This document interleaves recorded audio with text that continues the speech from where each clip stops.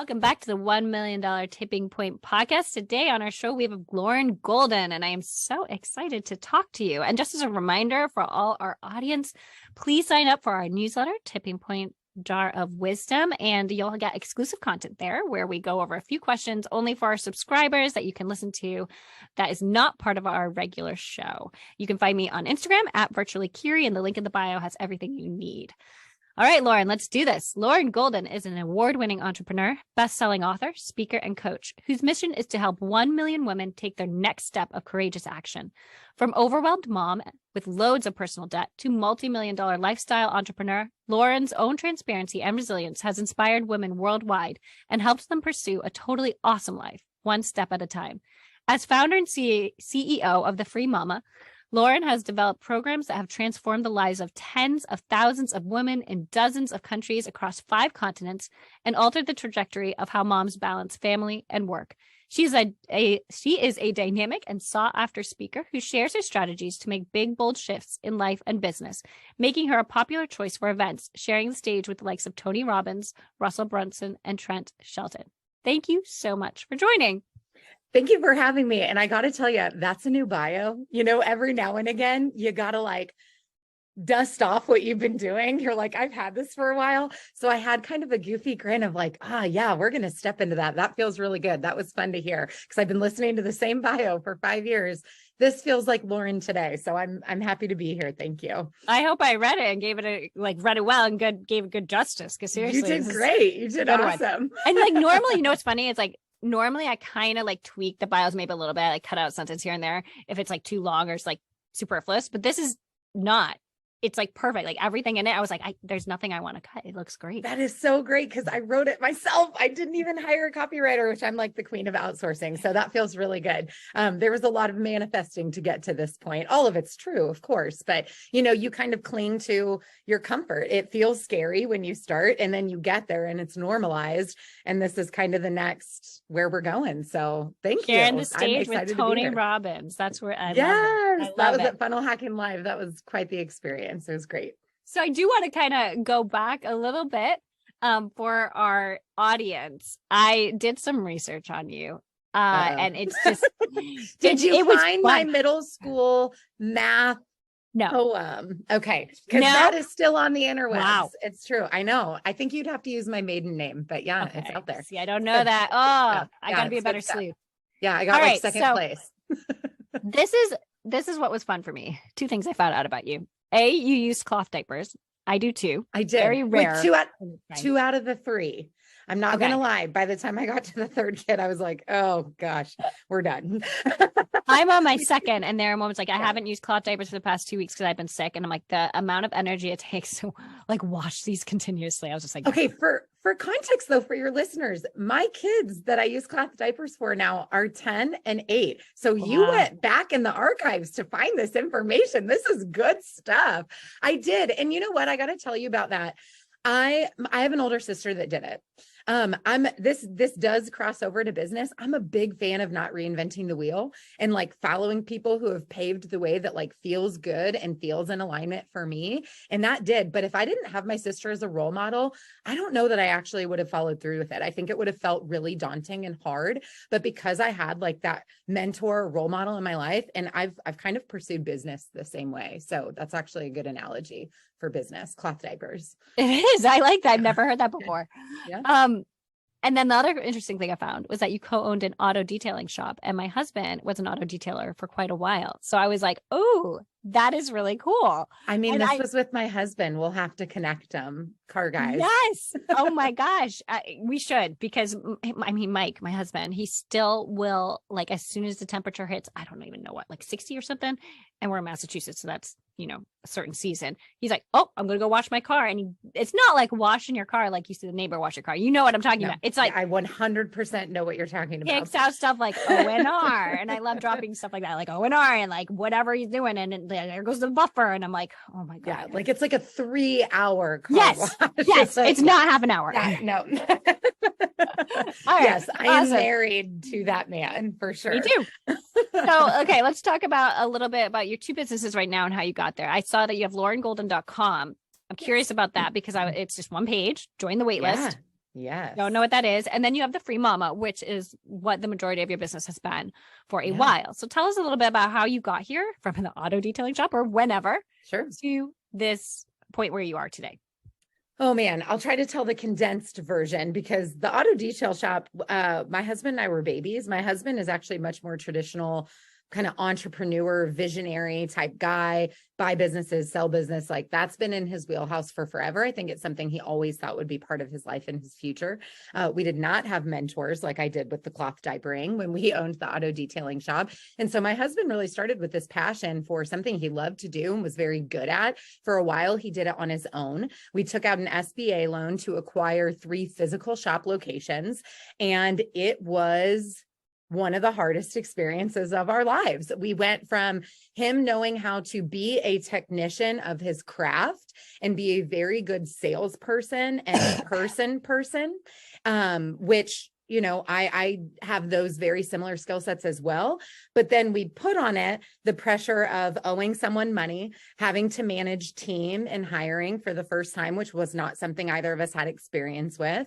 You know, managing cash flow was not something either of us knew how to do. So we really dove in blind, and that position of owning that company actually led my husband to getting recruited by an auto dealership in Texas. So we ended up moving for 5 years. But during this time, I was the quote unquote stable one. I was working a 9 to 5. I was much more risk averse than my entrepreneurial husband. And I always say I'm kind of an accidental entrepreneur. Motherhood pushed me into entrepreneurship because it's not a surprise to probably anybody listening that our current workforce is not very conducive to the working mom. And I felt that. I loved to work. I grew up with a stay-at-home mom. So that was a big influence and kind of a voice and story in my head that I had to rewrite about what it looked like to be a good mom. But the reality was, by the time I had my second kid, to be clear, I did still cloth diaper him. I felt like I was failing everywhere. I felt like I wasn't performing as well at work, which was disappointing to me. I'm a high achiever. I'm driven. I wanted to do well, and I did well. I outperformed a lot of my peers, but I felt this constant tug. But I also felt like a failure at home. I mean, at this time, my husband's at the detailing shop 7 days a week.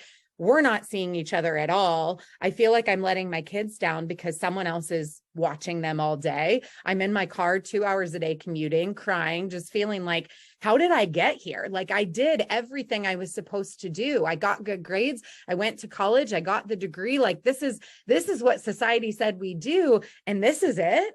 And I kind of woke up one day of like, I've got to find a new path. Like I've got to find a new trail. So I tried a lot of different things. I Googled all the, how do we make money from home? And it was really freelancing.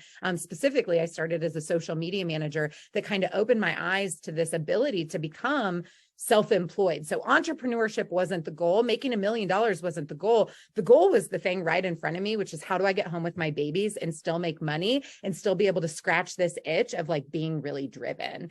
And so we found ourselves in Texas, and my husband was now back in traditional employment, which spoiler didn't last long because again, he's very entrepreneurial. But it was a great next step for us because it took me physically outside of my comfort zone. When we moved is really when it was kind of the birthplace of the free mama movement. And what happened was I had gotten very successful at freelancing, and I started to look around and go, you know what?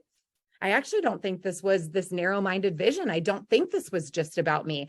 I felt this calling like placed on my heart of like, you were supposed to figure this out and walk through all the hardships and all the no's and all the not pricing enough and figuring out, what's the best software? How do you do contracts? How do you, communicate with clients, and figuring out all these things the hard way, because you're supposed to teach other people how to do this. There are other moms out there that don't realize that freelancing is accessible to them, and they have the same desire to both be present, but also produce. And that was, such a gift, because I think if my husband wouldn't have been called to Texas and had this thing that stretched us both so personally, I don't know that the Free Mama would have come into fruition. And that was in 2016 that we moved, 2017 that I launched the Free Mama. So, we just had 5-year birthday. And in that time, I've made millions of dollars. We've got over 40,000 people part of our community. I've had over 7,000 students who have produced over $22 million of their own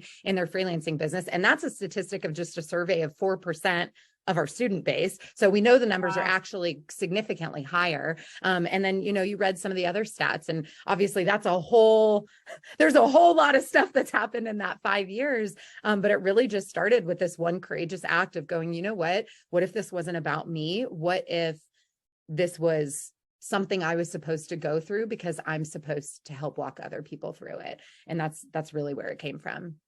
And I was looking at your site and like the skill sets that you were talking about that's good for freelancing. And that actually made me think, are there any skills that don't translate well into freelancing?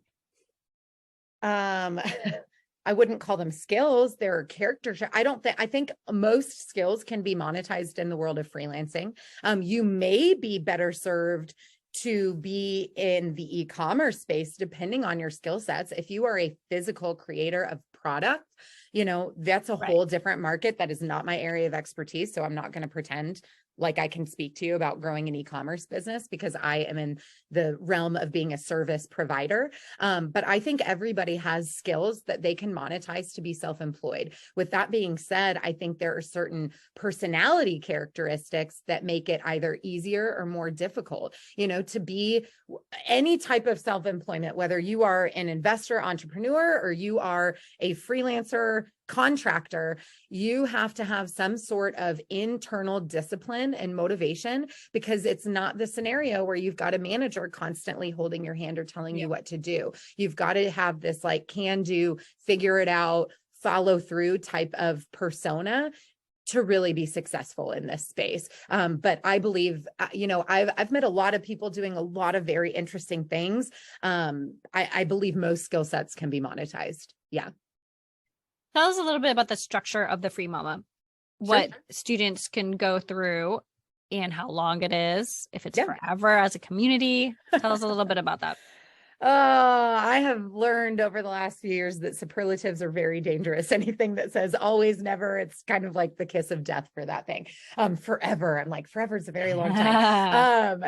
So when I first kind of had this thing on my heart, got over myself, which by the way, took about a year and a half to actually go, you know what? I'm worthy of stepping into this. I care more about helping people than I do what friends from high school on the internet think about me and are going to judge me for, and all of that mindset stuff you've got to work through. By the time I actually started, I've always been obsessed with time. That's something that's always been of high value to me as a person, and it definitely translated as a business owner. And so when I was looking at business models, I'm like, where can I create the most leverage? And I'm really grateful that some of my early mentors as a business owner are still my mentors today. I picked the right ones. I got really lucky with who I was exposed to early on. So I learned a lot about the world of funnels and this e-learning space with digital products and courses. So it started with a webinar to a course, pretty textbook, pretty simple.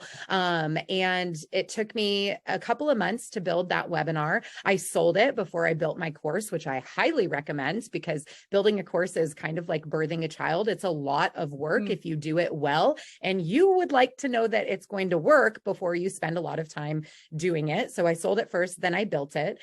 And after that, I had an upsell offer into a group coaching. This was actually something that came about from me investing in my first coach. I didn't want to do that. And at the time, I would have told you I didn't want to do it because of the time and the energy. But the truth is, I was really scared.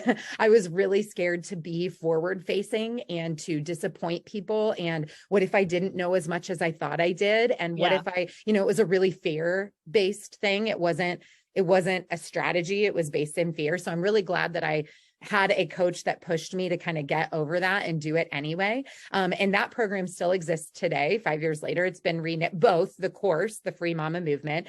So it started as a 12-week program. Originally, it was delivered a day at a time because I'm talking to busy working moms. The truth is, that was beneficial for them. It was a great marketing hook. It's also because I sold it first. So I built out the program one day at a time for those first 12 weeks. And by the time the whole program existed, we actually had an upsell to be able to get instant access, which was really cool and worked really well. We don't have that anymore. I'm now on my second iteration. So about 2.5 years in, I rebuilt the entire course with, the information and knowledge and feedback that I had and changes in the online space. And then since then, we've really diversified our product suite. I wrote a book that we then digitized, and we have kind of a low ticket offer that's basically a glorified version of my book with handouts and things like that. Something I learned from one of my mentors, Russell Brunson, is the concept of boxing and unboxing. So once I had this huge 12-week program with bonuses and whatever, now I can take this worksheet and create a freebie offer. Now I can take this bonus and create a little, low ticket bundle. I wrote my book in 2018. Now I can digitize that and turn it into an offer. So I really learned how to get creative of what's the customer journey and how can we create these different types of entry point funnels off of that main thing. So something I think I did really well early on was starting with kind of the big thing and then learning how to unbox it to have these different free and lower ticket entry points to grow my movement more quickly. And this might seem kind of off base, but I saw in your picture about the ClickFunnels award that you received. Congrats. Yeah. $1 million through ClickFunnels. How did that kind of factor into your business as you were growing? It did and it didn't. So the first business coach that I hired, her name was Liz Benny. And I had already gone through her world years earlier when I was wanting to be a social media manager. So I knew her content. I knew how amazing she was. I trusted her as this kind of elusive online guru, as we like to call them, although she's legit. And I trusted her. And a few years later, while I was thinking about, maybe I could do something like this, she came out with a course called Kapow Course that was about how to build an online course and a webinar and sell it and make sure, that it had all the information that it needed, but it wasn't overwhelming. How do you position it in the market to sell it? And I was like, well, she's helped me once, surely she'll help me again. So I invested in this course. And inside of the course materials, there was an opportunity to apply to work with her. And I was like, oh my gosh, that would be amazing. That'd be so cool. And a big part of it, the program is called Ultimate Kapow. And part of the selling point was about creating a 7-figure course. I would not say that was my motive for investing in her, but it certainly was messaging that I was being exposed to often. I think looking back now, 5 years ago, I think it felt unattainable. It felt like a pipe dream. It felt like something worth striving towards, but it's kind of like writing a book. Like how many people out there, like I always wanted to write a book since I was a little girl. Never did I actually think I would do it. Like another thing my husband and I have done personally, now we've spent 3 summers traveling around the country in our RV. When we were dating, that's something we talked about doing when we retired. I think as humans, we have these dreams, but they're not goals. I think I had a dream that I could make $1 million, but it wasn't until I was actually in motion. I was doing my webinar. I was making course sales that I was like, holy bananas. Like this is actually not an if anymore. It's a win. Like it's a matter of time, it's like, how fast am I going to get there? So I'm not really financially motivated. I love money. I love what money's done for my family and what it does for my students, but I've always been just more impact driven, or like problem solving, right? It was like, I had to get out of my job, or even when I was freelancing, it's like, I have to do this thing on my heart and I have to do it without sacrificing this time with my family. So how can I have leverage? Like I'm big on the impact and I'm big on lifestyle. So I didn't have this thing like, I have to make $1 million or even I want to, until it became possible. And then it was like, wouldn't it be cool if? But for me, and I've actually got the award behind me that I got. And when I look back on it and when I look at it now and whatever, like it's so not about the money I made. And if I'm really honest, it's not even about the lives that it represents. For me, what I feel when I look at it is who I had to become to be the person who was capable of doing that, and then who was capable of writing the book, and who's capable of leading these tens of thousands of people, because I'm not the same person I was 7 years ago. I had to unlearn a lot. I had to learn a lot.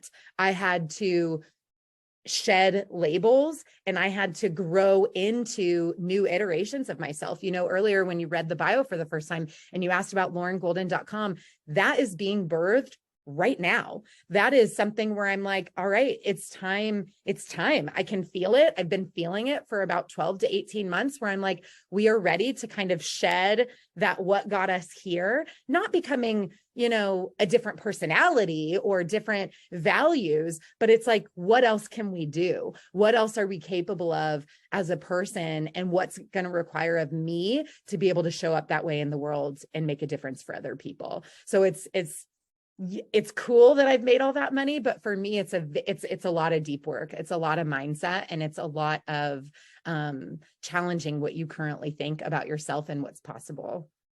So if we look back and we say like, okay, 2016 is when you really started doing this. How many hours then did you spend a day? I mean, because you're talking about like, you know, liberating mamas and having this free time, and yet you've grown this business into multi-million dollars in like 6 years. Mm-hmm.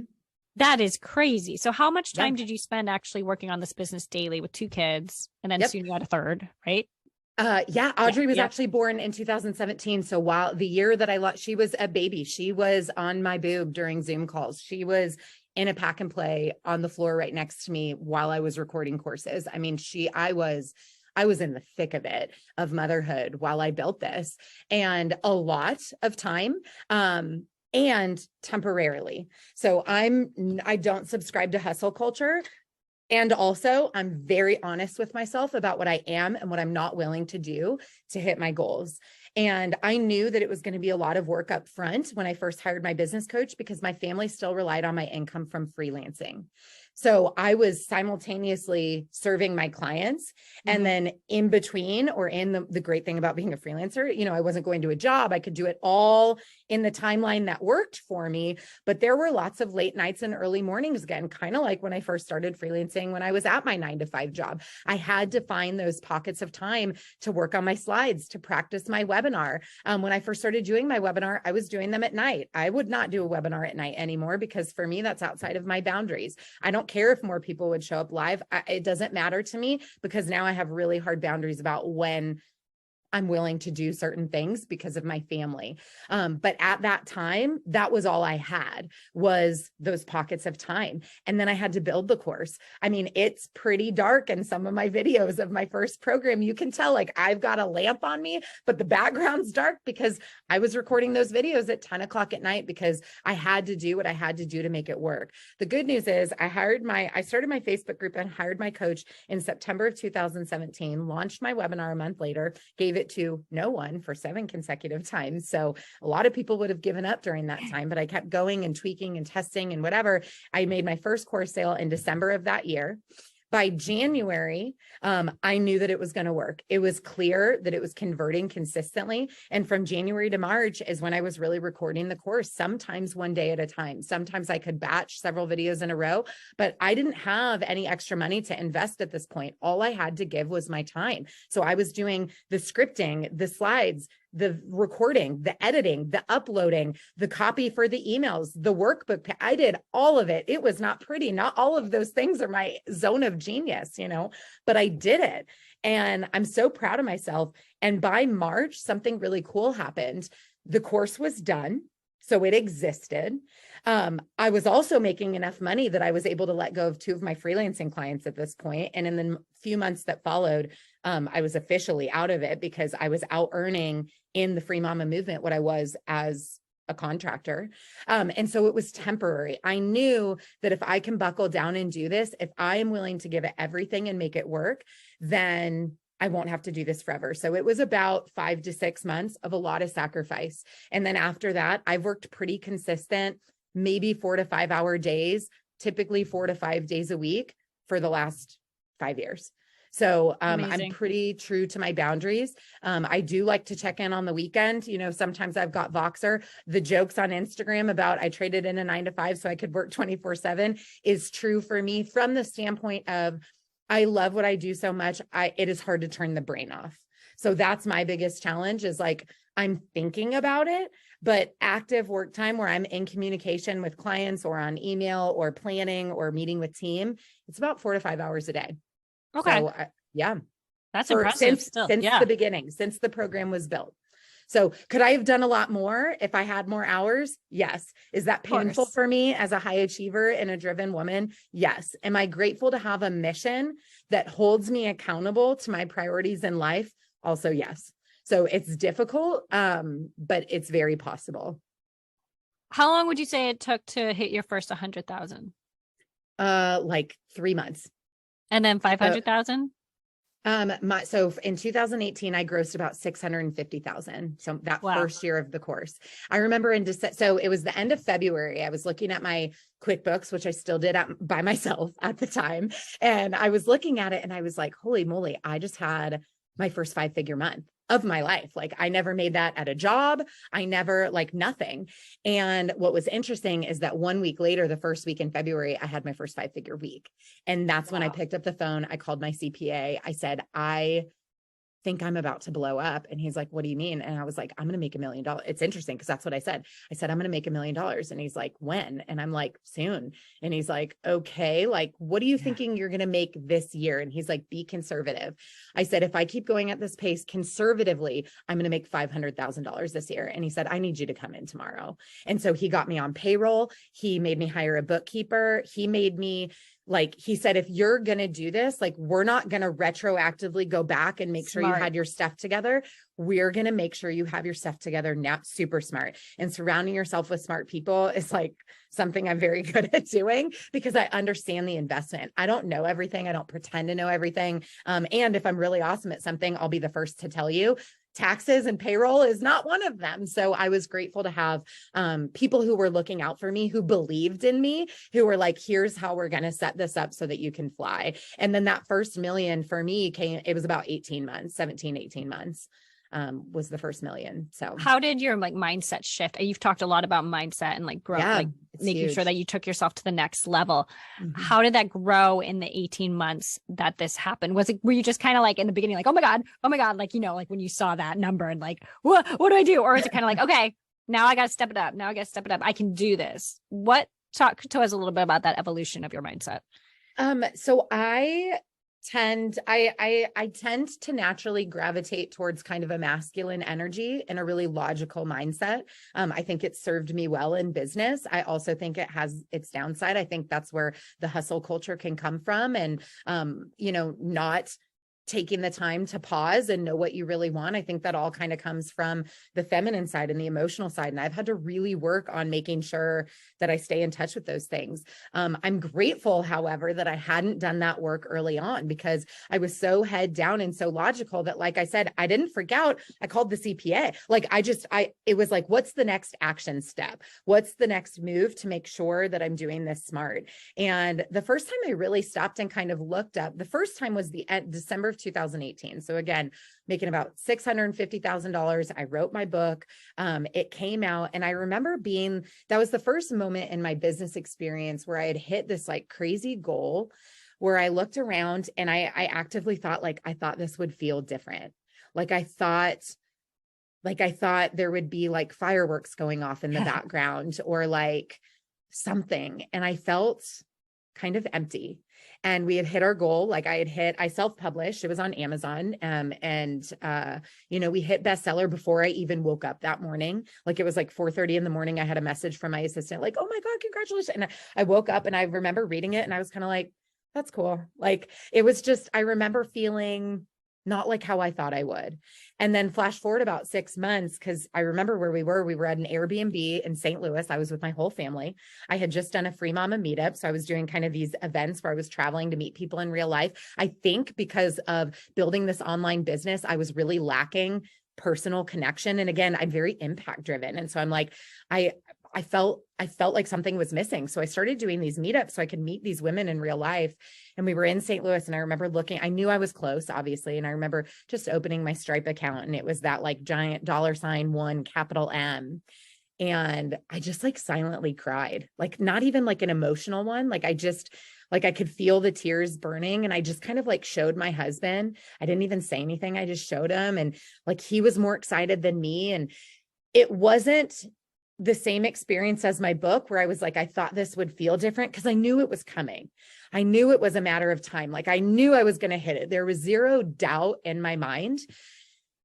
But I think what I was feeling in that moment was like, I don't know who will celebrate this with me.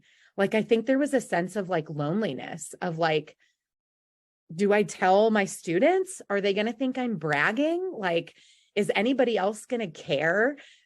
Because again, for me, it was so personal. It was such this story of becoming, and we live in, or I live, I should say, in this online world and being in ClickFunnels. And there's a lot of bragging. There's a lot of renting Lambos and shooting your ads and talking about, and that's just not me. And so there was this part, I think, that felt just really alone and really confused of like, I just did this thing that a year ago, I didn't even think I was worthy or capable of doing, and I've done it, and I don't know who to share it with. And so that was kind of heartbreaking, honestly. And I did end up sharing it. I shared it with my community. I told my team, and I told like my parents, and everybody very close to me was very excited. But I didn't actually announce it or apply for my award through ClickFunnels until about 5 or 6 months later. I had my first in-person event. It was called the Free Mama Retreat. We now call it Free Mama Live. And there was about 60 women there. And I told them I was part of a teaching and story or whatever. And I told them, and I bawled.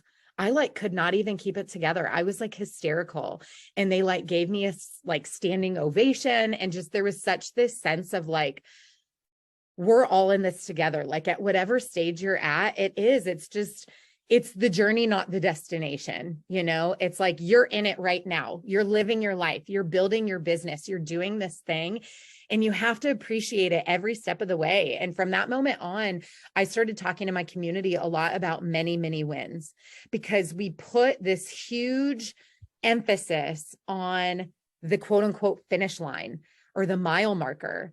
And if that's all we're waiting for, and that's all we're striving for, it can be met with this feeling of disappointment or loss. And so we have to appreciate the nights we stay up late, and when we get that first client, and when we raise our rates, and when we finish doing our program, and when we do the webinar that no one shows up to, like, we've got to appreciate it all. Because this is it. This is it. Like what you do, enjoy the moments, pour yourself into what you love your clients, because it all matters, and it's all part of it. So, that is actually one of the most common recurring themes from my interviews. Really? When people look back, surprised. They say, I wish I celebrated more. Yeah. Celebrate your wins as you go. Like it's probably up there as one of the most common things that I have people say. And just enjoy the process. Not every part of every day is going to be doing work you like. Making those workbooks for me was torture. I don't make pretty things. I don't like graphics. I'm not good at aesthetics. It is not my skill set. It was painful, but I had to do it. I had to get it done. And I wish, I just wish people would appreciate the process and the failures and the stuff that's hard, and, because it's all part of it. And I think especially because of social media, we get really distracted by the shiny trophies and the whatever. And it's not that they're bad to strive for, but I'm telling you, it's not what you think it is either. Let's talk a little bit about your team, because you've mentioned team a lot, and you couldn't do it without your team. When did you have your first hire? So I had a very one-time project, short-term hire in January. So I made those first like 3 to 5 sales from that last week of December to early January. And I immediately put half of it to pay off the ads I had been running, and half of it into hiring a copywriter, because that was really not my strength. And it was something where I felt like if someone can come in and just make these emails that I wrote stronger, I think I can increase my conversions. And I did. The week she got them to me really quickly, the weekend I got them in place, immediately my follow-up conversion rate went up. She paid for herself within like a week. It was so smart. The next thing that I did, I knew I needed help with customer service because I was running paid traffic. I was getting lots of emails, and I was growing my Facebook group at the same time. So I actually got my first assistant on trade. It was someone who had contacted me. She's like, I am so desperate to be in your program. She sent me a video, and I knew how much courage it took for this person. Like, you could tell she had never done anything like this in her life.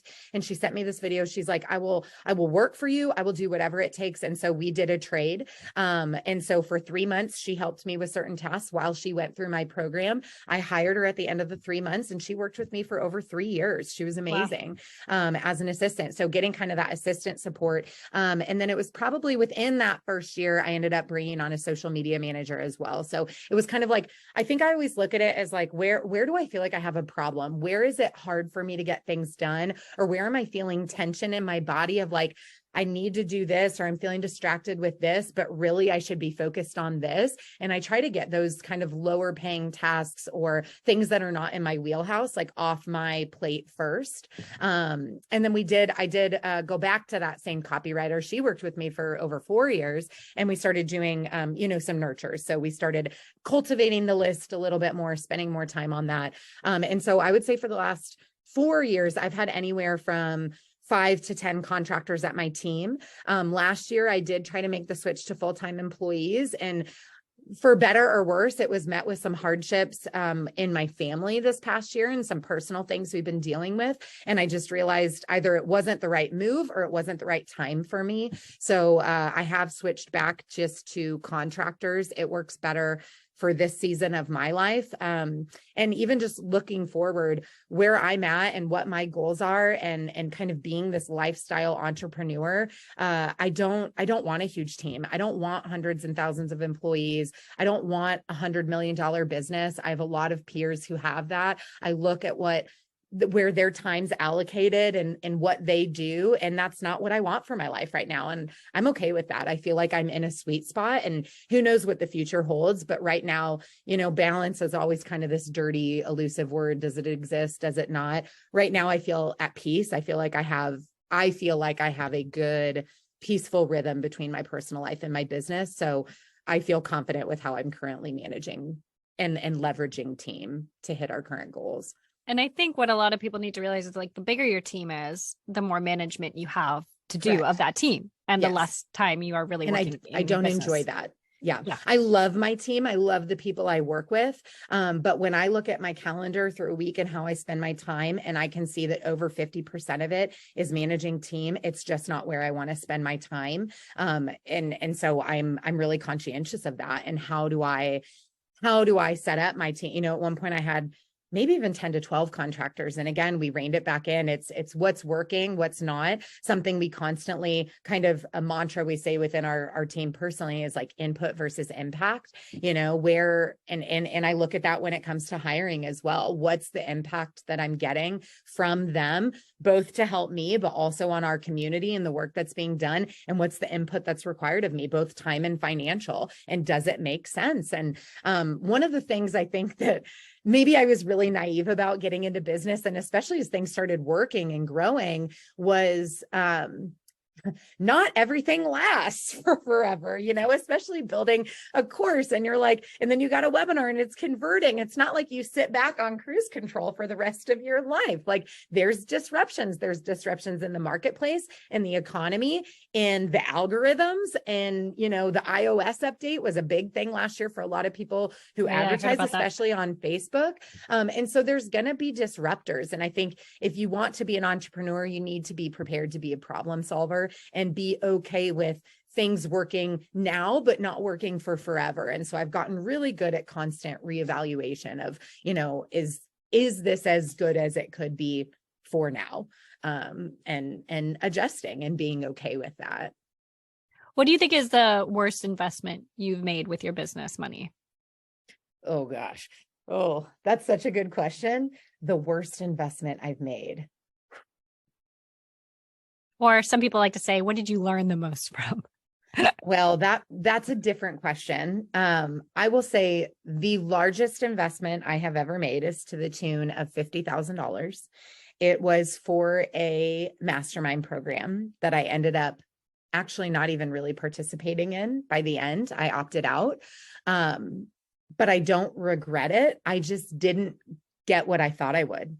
And that actually can happen quite a bit, is like you have these expectations and you get something else. And I actually have a student that I just let go of recently from one of my top programs, because I am really protective of my spaces and my community, and it just was not the right fit. That was a very difficult conversation. And she was not happy about it. And I understand that.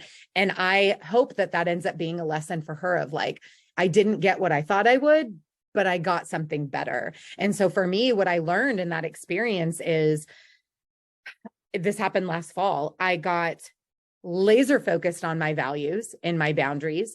I got crystal clear on who I am and who I'm not. And again, we talked about what are you willing to do and what are you not?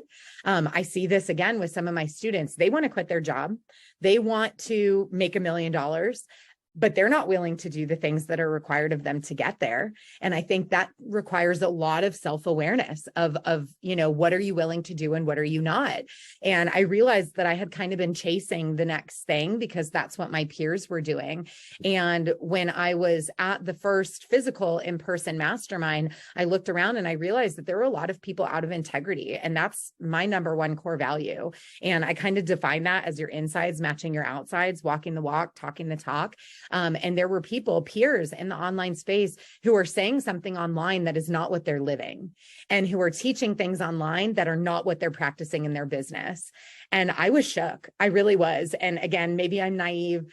I've been told more than once I'm very Pollyannish, and I'm okay with that, because I think that for me, maybe it's a really healthy coping mechanism, that the world can be very dark and there is a lot of hate and danger and disease and all of these things. But I think if we go through life focusing on that, where does that leave us? And so I do think I always try to see the best and assume the best, but I realized very quickly I was in the wrong room, that integrity is not something I'm ever willing to compromise. I will never lie to myself or my audience, because I think it does them a tremendous disservice. And so I don't know that it was a waste of money, but it was a lot of money to get that clear on my identity and my values and my goals. And I'm still grateful for it, because I've never felt so solid in who I am. And a couple of things that I said when I got home from that retreat, I said, I have nothing to prove. I did not feel that way before that. I still felt like I had something to prove. I still, after everything I've accomplished, there was a part of me that was still coming from a place of, do you see me? Tell me I'm great. Tell me I'm, you know what I mean? Like this proviness. I no longer feel that way. I am just so solid in my own sense of worth and value. And I think that's priceless, or $50,000, depending on how you want to look at it. So one of my past guests was someone named Jolene Delisle, and she came from a really rough background. And she always said, coming from that, I have nothing to prove and everything to gain. Yeah. She's like, and when you look at it like that, like you all of a sudden become fearless. Yes. I loved that. Yeah. Yeah. Sounds kind of similar.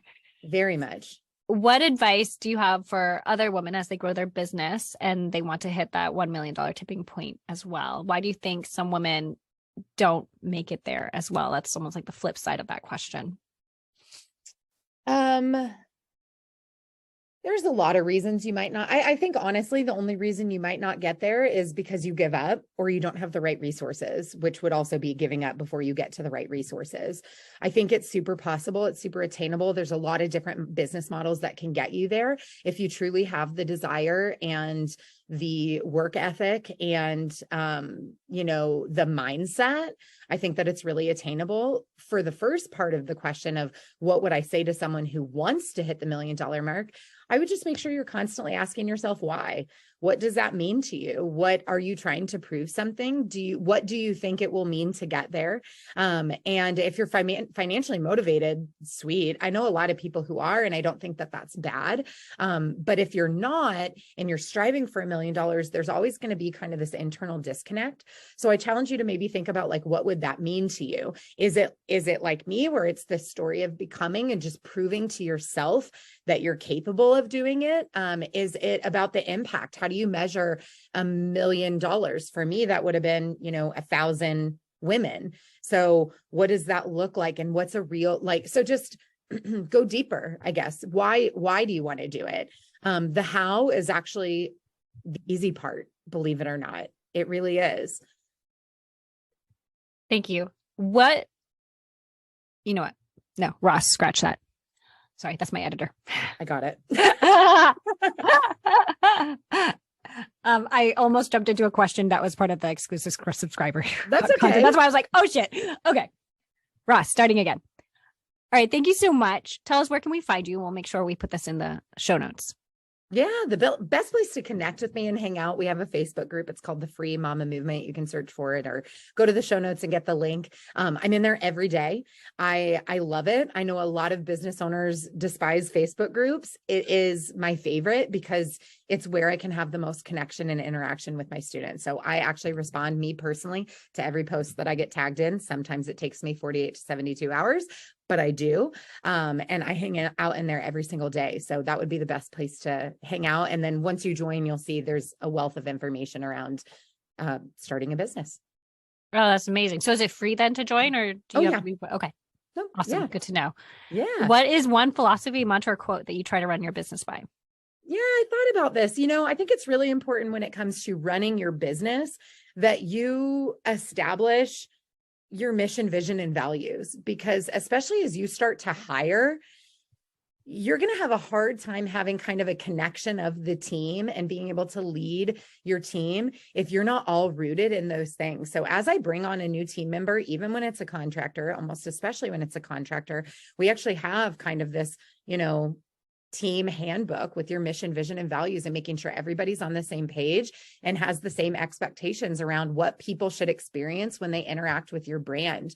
But as far as a quote that I kind of ran myself by, and I still check in every now and again, I have it I haven't counted, but somewhere between 4 and 8 times in my book, which I realize is obnoxious, but that's how important it was to me, is Henry Ford's, whether you think you can or think you can't, you're right. And it goes back to the mindset. To me, what that quote does, it places personal responsibility and extreme ownership on you, the leader, the business owner. I believe that a business can only grow as big as the leader's mindset. And so if you don't believe that it's possible, or that you can work through something or make $1 million or whatever that big goal is for yourself, it won't happen. You have to have and develop the thought process of someone who knows that it's inevitable, that you're going to, of course I can do this. And then be the person who's going to call the CPA or call the copywriter, do whatever you need to do to figure out the steps to make sure that it happens.